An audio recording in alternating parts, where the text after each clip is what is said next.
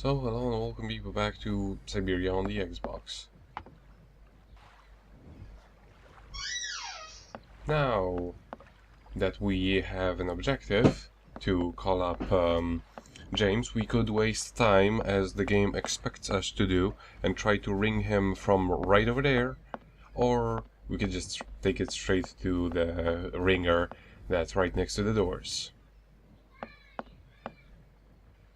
The game actually expects you to waste your time because the dialogue you get with James strictly implies that you rang him several times. Mm.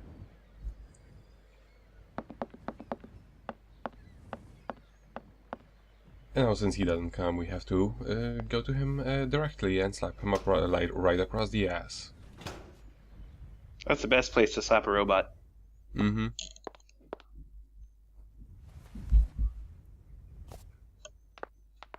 You have to take off the thing because we don't want to look stupid when we're walking inside.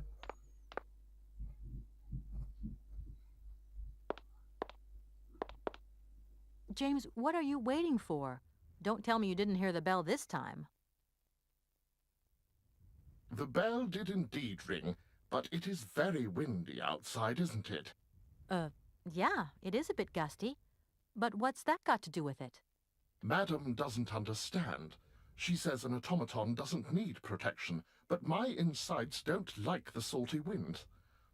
I'm afraid to go out, you know. And if you wore my mask to protect you against assault, would that help? Oh, most certainly. Now that really wouldn't help that much. I mean, I guess it would protect from the inside because he does have a clappy mouth. it would protect us from having to listen to him talk. Haha. Katie Pooh. So, have you met her yet? This Helena person? What's she like? Does she remember Frank?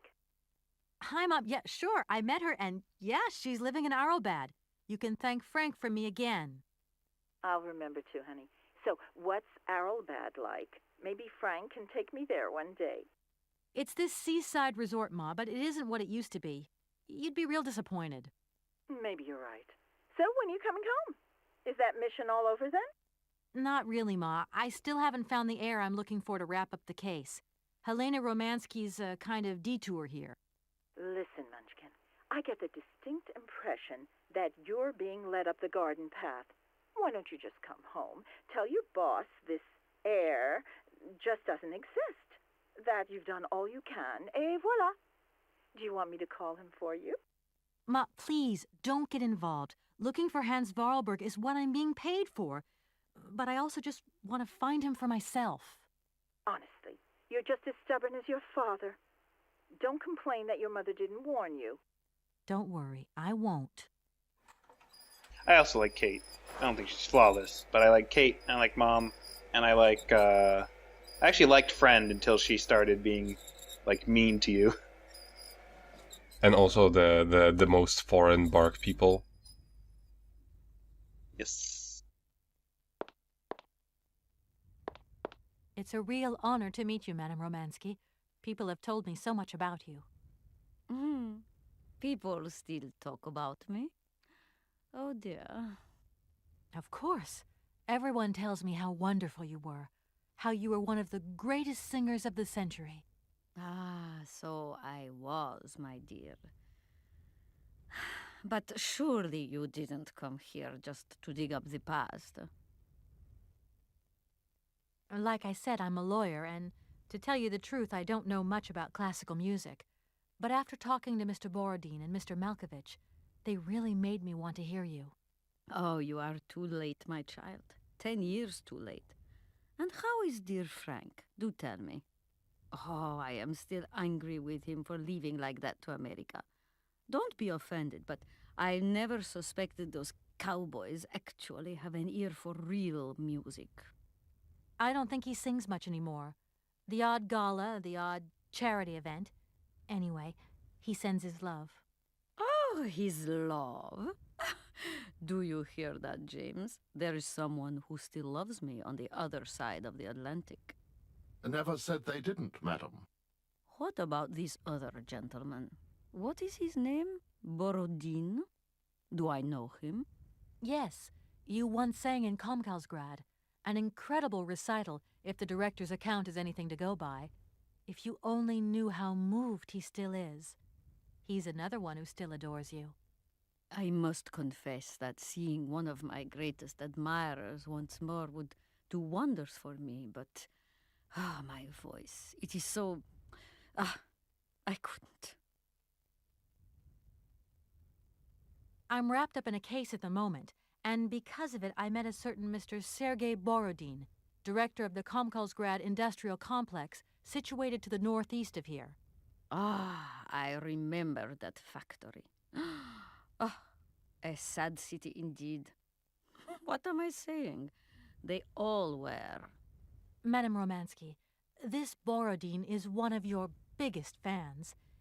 If you could come and sing for him there, it would make one of his biggest dreams come true.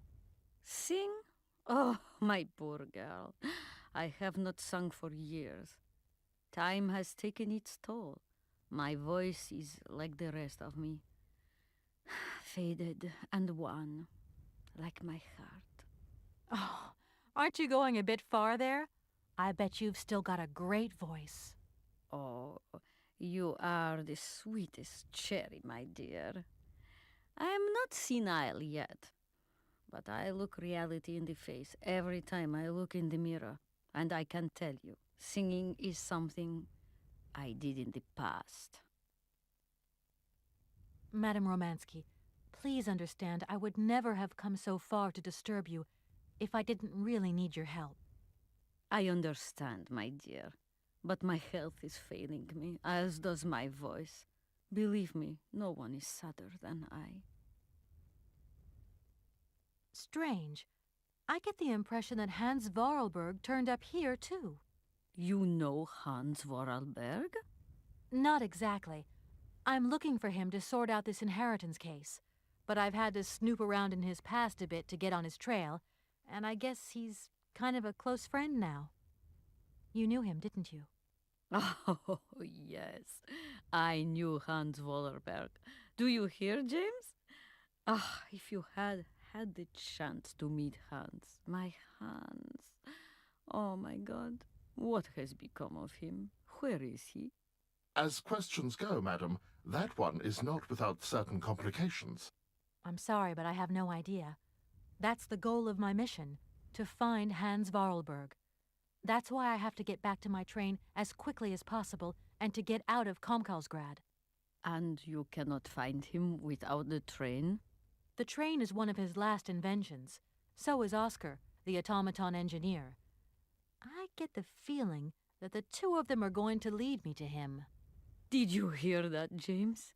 I might see Hans again. I have dreamed so long of meeting my dearest sweetheart again. Oh, if only I could sing. If only I were in Paris, I would ask George for that miracle cocktail. The one that only he knew how to make. Wouldn't I, James? Yes, madam. As you have frequently said, without that famous cocktail, your French tour would have probably been cancelled. I don't understand. An extraordinary tale, my dear. It was December, and it was terribly cold and damp. I had to play the role of Tatiana that evening at the opera. But since the morning, I had lost my voice. It drove me completely mad with worry. I don't know how George, the barman at the Moritz Hotel, heard about my affliction, but he brought me up a cocktail that he had invented, a strange concoction. But it turned out to be a miracle cure. My voice returned to me in an instant. That's amazing. That's just what we need. We're going to mix you up a cocktail. Ah, my dear child, it is impossible. George never told me the recipe of the drink. He loved to keep his trade secrets. He said it made him absolutely irreplaceable. Well, I'm going to get George to tell me. He hasn't yet met with my powers of persuasion.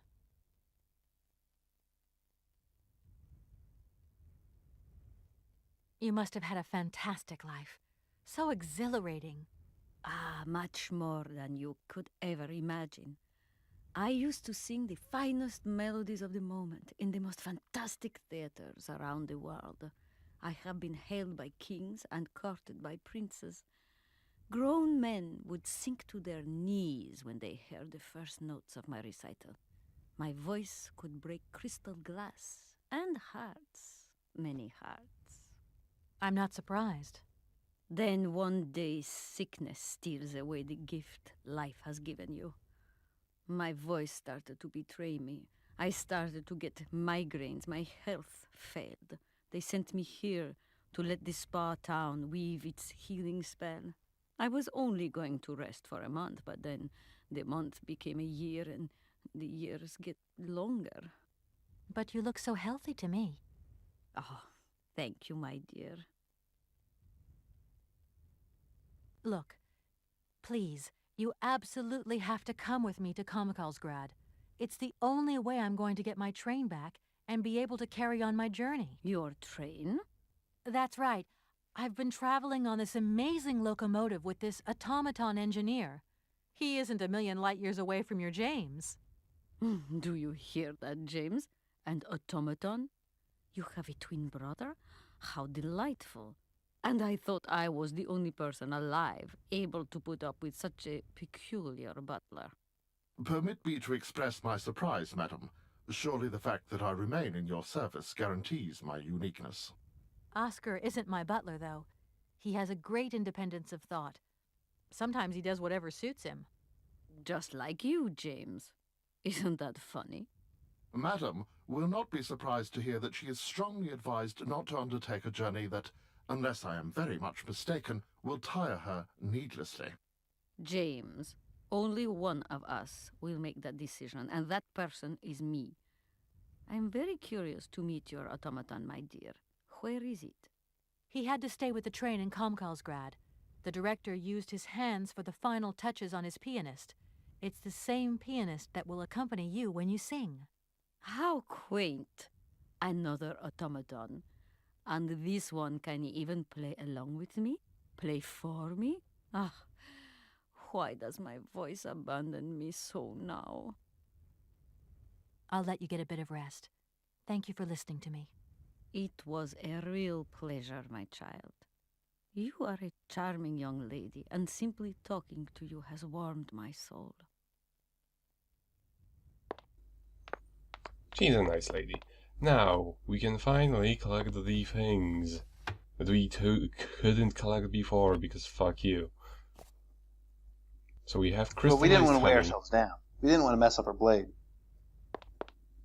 So we get crystallized honey. We can apply it to the machine, but because it's crystallized, it's no good. No good. Just isn't gonna work. Well, it doesn't dissolve. Well, maybe actually. No, yeah, I think it's harder to dissolve if it's crystallized. I don't know. Maybe I'm wrong. Well, we have plenty of water around here, but it's best to get. We need to get to a certain pool. There was a thing that we could interact with before, but I didn't do that because it was really pointless. And it's right over there.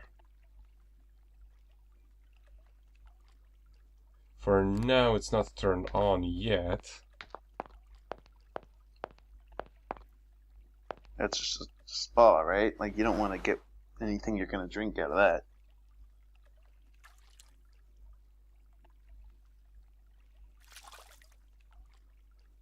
Well, Doesn't look I like mean, that unless works. it's like fed by natural springs or something like that. It doesn't look like that works. She doesn't actually put water into it, she just puts it in the water so it warms up. But it wasn't warm, so we have to pull this crank. I gotcha. And now this effect is actually pretty nice. Mm-hmm. Like the layering is done just right. Right. Looks like the plumes rising off of a spa for sure. Mm-hmm. And now it worked. And because it worked, she didn't say a thing. Yeah, well, you know, she's on her own. Why would she have to say anything? Mm-hmm. Strong and independent woman. Mm-hmm. She don't need no Dan. external monologue. But we can't... Well...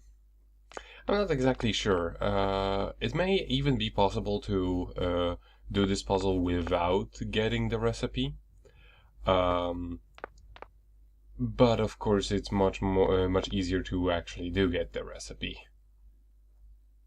So after we insert everything, which here is the place for the lemon.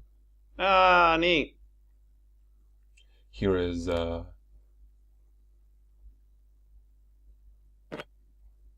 here's the I place mean, for that the really honey. looks. I'm uncultured, but that really looks like a wine glass, and And I don't here think for the you really vodka want that to- we stole off of that junk. And here we have the music notes, for which alcohol we're gonna use. Ah.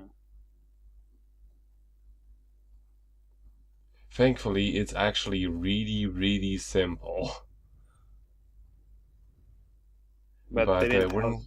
we ain't gonna mess around with it. Yeah. Because we first need to use the phone number off of this brochure.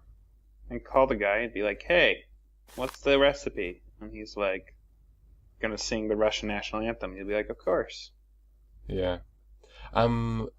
Actually, I assume they actually wanted to put the phone numbers for all of the hotels, but then they were like, "No, this is cruel." Well, they did tell you where it was, so Mm-hmm. it wouldn't be too cruel. But That's like true. compared And to some other things in this game, it wouldn't be. unreasonable, but I guess Right. maybe in playtesting. Hello, Hotel Moritz? Reception here. Can I help you? I'd like to talk to Mr. George. He's a barman at your hotel. I'll connect you with the bar. Just a moment.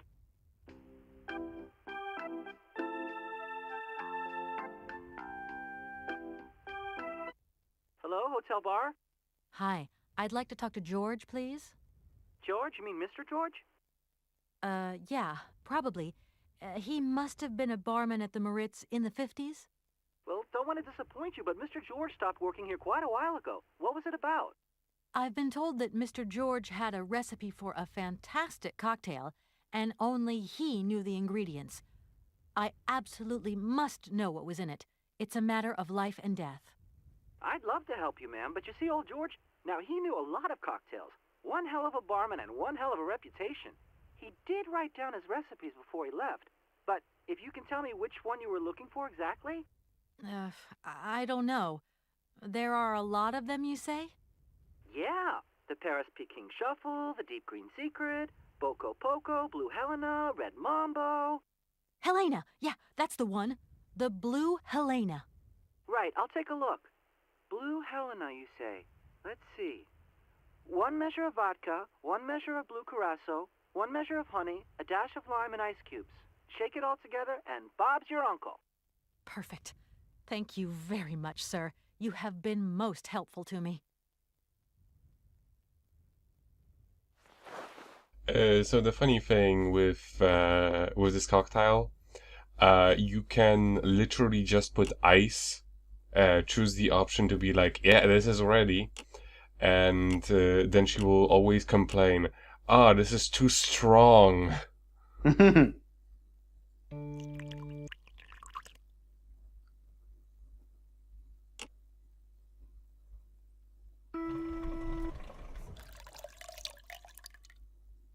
Okay, those noises are kind of creeping me out.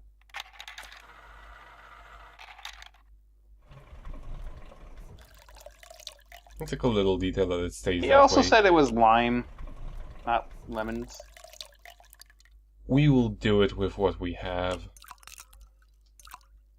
And why would something that's good for your throat have ice in it is beyond me.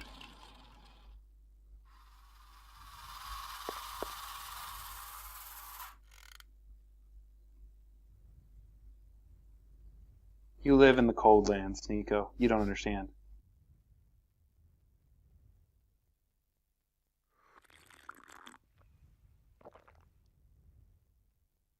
My voice.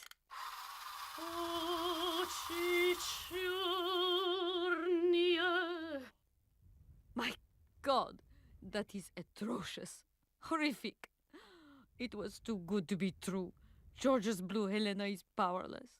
Ineffective on the voice of an old woman. But your voice is perfect. Don't be so down on yourself.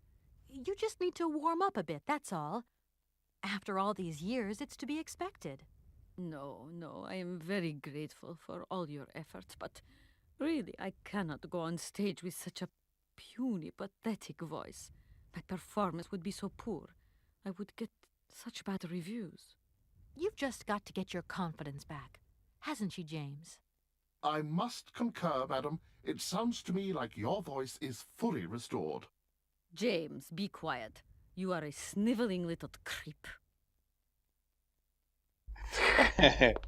So, how do we get the confidence up of a opera singer? Well, we did this little thing. Oh my goodness. I kind of like it. My voice.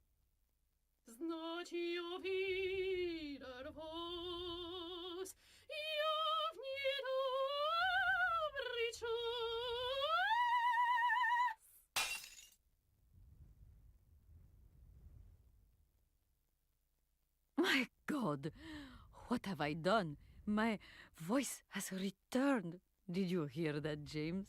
My voice has returned. Your voice is still as magnificent as ever, madam. But please don't forget, you're no spring chicken these days. Time has taken its toll. And you're not the toy boy you once were either, James. I hope you have fun on your own. Madam, leaving you is quite out of the question. Don't be stupid, James. What would you do there? Your place is here. You must prepare my return. Madam, I won't insist. Adventure is not an integral part of my action functionalities. Maybe you're right, madam. As ever. Do I understand correctly that you're going to go with me to Comcalsgrad? You do, my dear. We're going on tour, my dear. Anchors away. I'll go back to the airship to prepare my departure. You can join me there when you're ready. James, take me to my room. I must prepare. Quick, quick! What are you waiting for? My fans are waiting for me. Are you sure you're sure about this, madam? Shut up, James, and put your foot on it.